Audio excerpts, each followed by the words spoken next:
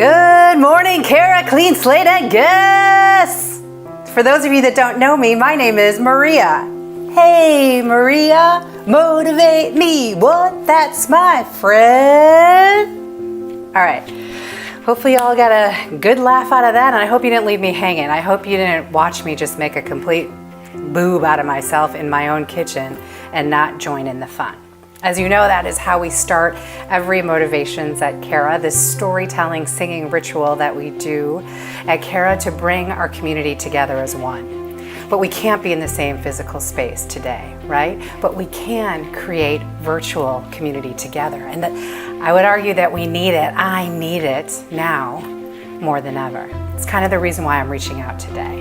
In fact, I'm even trying on new language, I'm trying on the term spatial distancing instead of social distancing, because I believe we can do what the CDC is asking us to do. I believe that we can be 6 feet apart while still being proximate, while still understanding that the person in you may need to lean on the person in me. This notion that we are all in this together, we are all one big community. We need that today more than ever. I've got 3 messages for you today. First of which is, we see you. We are so grateful for all the notes and the texts and the phone calls and the emails that you all have sent us to say that you're here and that you care about us and you care about our participants. You have called us in droves, wondering how our participants are doing. Are they okay? If they live in shelter, are they in quarantine right now? Are their kids okay? Are their jobs okay? Is there a sense of hope? Okay, you've done all of this, you've checked on our participants in droves, even while you yourself are worried too. You might be worried because you're juggling so much right now. You've got your job, you've got your kids at home, maybe itty bitties, maybe older ones coming home from college. Maybe you're taking care of aging parents. You're doing all of these things at the same time, and you might even be worried about your own job too. You have all kinds of stresses going on, we all do, and yet still Cara ranks for you. You've checked in on us in droves. We are so grateful that we rank this highly and with such great love. Thank you for reaching out to us when we needed it the most. Number 2, I want you to know that we are okay. And that if there's anything that I've learned in the 15 years that I've been in this work at Cara, I will tell you that we were built for this stuff. That the DNA of this mission, the DNA of our participants, is all about knowing that adversity ain't got nothing on this crew, right? That if we've blocked and tackled generational homelessness, we've overcome challenges of poverty, we've been on the other side of incarceration, we've survived addiction, we've fled from domestic violence, we've had the self-esteem knocked out of us like the air out of a balloon, and still we rise.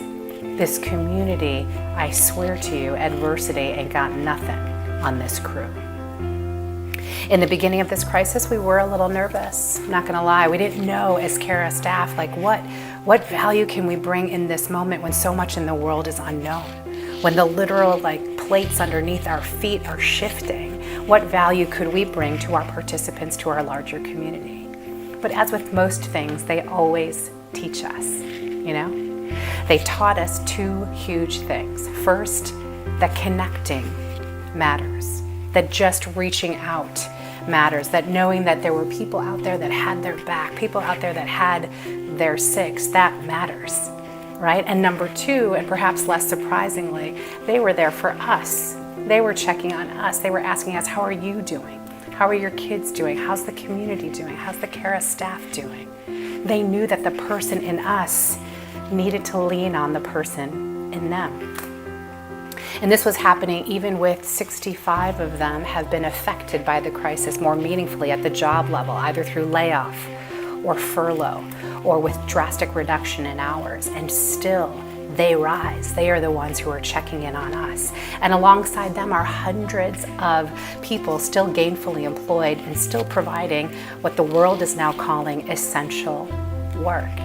I would argue that they're redefining what it means to be essential. They are essential workers on the front lines. They are in our hospitals, in property management firms, in our grocery stores. They are on the front lines making sure that we are clean, fed, and safe.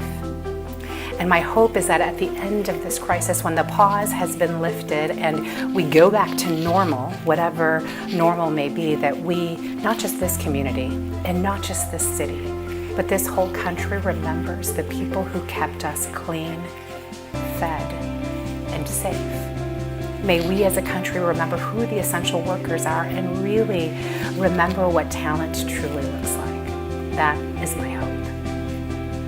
Third, I wanted to reach out to you to ask you to do what you've always done, which is to be our friend. This Friday is supposed to be our gala, right? It's this big party where we're smiling and we're heads and tailing and we're singing and dancing and we're doing all the things to come together as a community. We're celebrating our Trailblazer Award winners, Jim and Kay Maybe.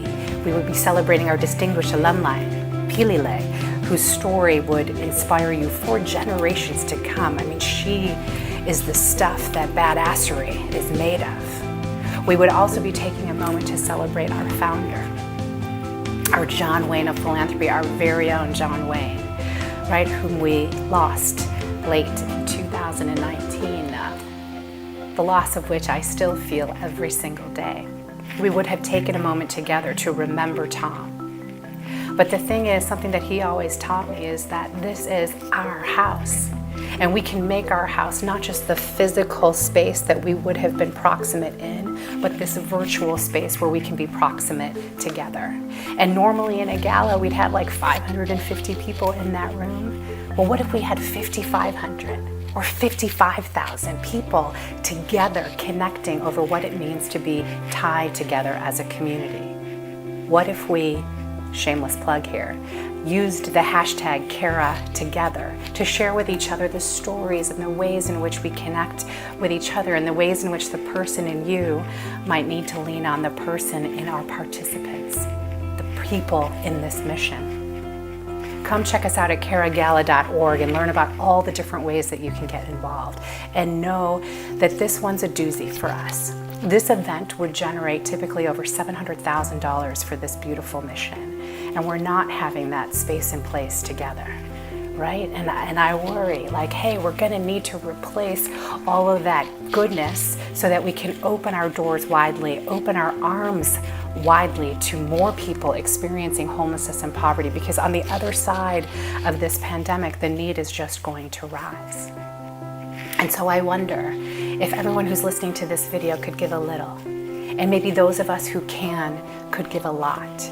Because between those littles and those lots, we will restitch all of the things. We will bring our community back together, and we will be able to come together in response to what we know is going to be a growing need. Can you do this with us? Can you do this with me? The person in me really needs to boldly lean on the person in you. Together, maybe we won't just get through. Maybe together we will get thrived, right? Together we will get thrived, emboldened by the stories of what have stitched us together, what brings hashtag Cara together. Check us out at caragala.org. Please join in our party and in our celebration of this mission. And please help us open our doors for more people experiencing poverty so we can reconnect them to employment and, more importantly, reconnect them to hope. We could not do this work without you. We are so grateful you are here. We see you, we love you, be safe and healthy, and we can't wait to hug you in person, maybe with an elbow bump on the other side. Let's get to work.